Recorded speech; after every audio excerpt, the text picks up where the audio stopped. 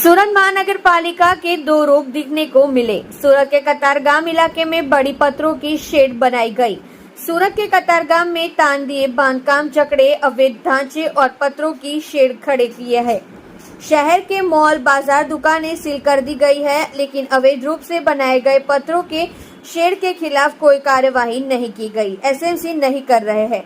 मांग है कि जिम्मेदार एसएमसी अधिकारियों, सदस्यों और सहकारी समितियों के खिलाफ विभागीय जांच की जाए। वार्ड नंबर 7 के सह पार्षद किशोर भाई रुपरेलिया की मांग। एसएमसी कमिश्नर और पुलिस कमिश्नर से की गई मांग। अंधाधुंध सीलिंग करने वालों के खिलाफ भी जनता का गुस्सा बाहर आ रहा है।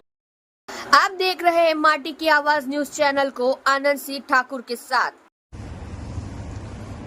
नमस्कार मित्रों, जय श्री कृष्ण। હું ડોક્ટર કિશોર રૂપારેલી, સુરત મહાનગરપાલિકા નગર સેવક વોર્ડ નંબર 7।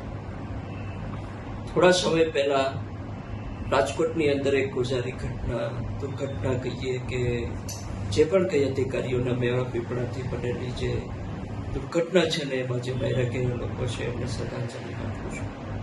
પરંતુ આજની તારીખમાં પણ આ પ્રોબ્લેમ અધિકારીઓના હિસાબે જે તે વિસ્તારના સંલગ્ન કોર્પોરેટરશ્રીઓ, ધારાસભ્યશ્રીઓ કે અન્ય કોઈ આગેવાન મિત્રો કે બિલ્ડરોના હિસાબે આ તકલીફો જે છે એ હજુ ચાલુ જ છે।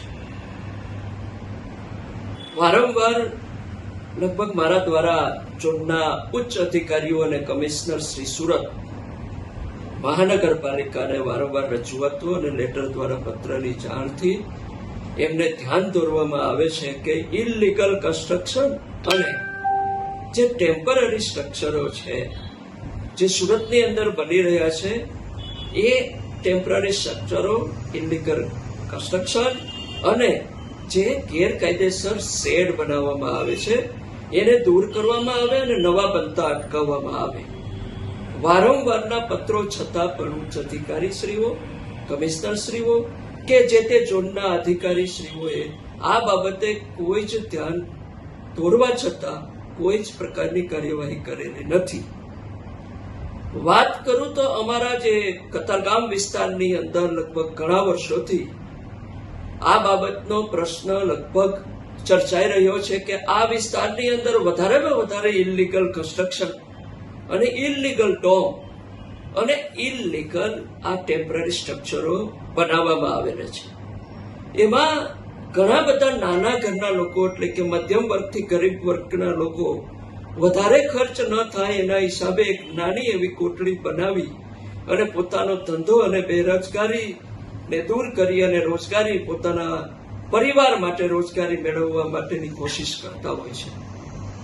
પરંતુ સાથે સાથે દુઃખની વાત એ છે કે ઘણા બધા લોકો આની પાછળ પુષ્કળ પ્રમાણમાં કમાણી કરવા માટેના ડોમ મોટા મોટા બનાવી અને રાજકીય પીઠબળના હિસાબે અધિકારીશ્રીઓના મેળા પીપળાની સાથે સાથે આ કાર્ય કરતા રહ્યા છે। હવે જ્યારે પણ દબાણ આવે છે કે આવી દુર્ઘટનાઓ બને છે ત્યારે આ નાના અને મધ્યમ વર્ગના લોકોને હેરાન કરવામાં આવે છે, પરંતુ જે મેળા પીપળાવાળા ધારાસભ્ય, કોર્પોરેટરશ્રી, બિલ્ડરો અને મોટા મોટા અધિકારીઓની સાઠગાંઠના હિસાબે એમના જે બનાવેલા જે ડોમ હોય, એમની જે પરમિશનથી, પરવાનગીથી બનાવવામાં જે ડોમ હોય છે એને કોઈ હલાવી શકતું બી નથી। તો આ એકને ગોળ અને એકને ખોળની જે નીતિ છે એ કોર્પોરેશનની અંદર, સુરત મહાનગરપાલિકાની અંદર વર્ષોથી ચાલી આવી છે, જે આજની તારીખમાં પણ એ પૂર્ણ થઈ શકી નથી। હજુ પણ ડોમ બને જ છે, હજુ પણ ડોમ જે વર્ષોથી છે ત્યાંના ત્યાં છે અને મહિને લાખો રૂપિયાની કમાણી આ ધારાસભ્ય, કોર્પોરેટર શ્રી કે બિલ્ડરો એ અધિકારીઓના મેળા પીપળાની અંદર આ ચાલી રહ્યું છે કામકાજ।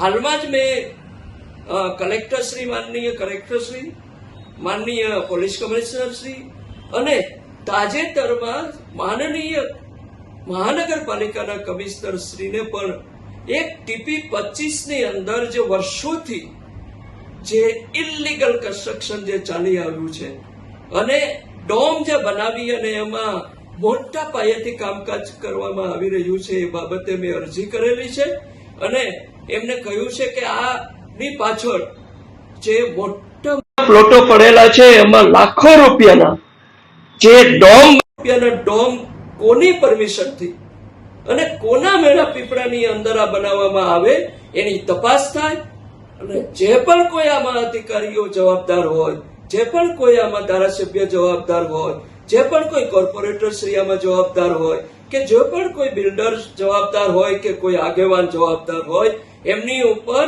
કાયદેસરની કાર્યવાહી કરવામાં આવે અને આ જે લોકો આમાં સંડોવાયેલા હોય એમની ખરેખર ખાતાકીય તપાસ થાય અને આ જે કોર્પોરેટર શ્રીઓ અને પ્રતિનિધિઓ છે કે પછી ધારાસભ્ય છે કે બિલ્ડરો છે એમની આવકની પણ તપાસ કરવામાં આવે અને 2 નંબરી આવક એમની તપાસ કરી એમને જે તે અનુરૂપ નિયમ મુજબ એમની ઉપર કાયદેસરની કાર્યવાહી કરવામાં આવી મારી વિનંતી છે. જય હિન્દ, જય ભારત.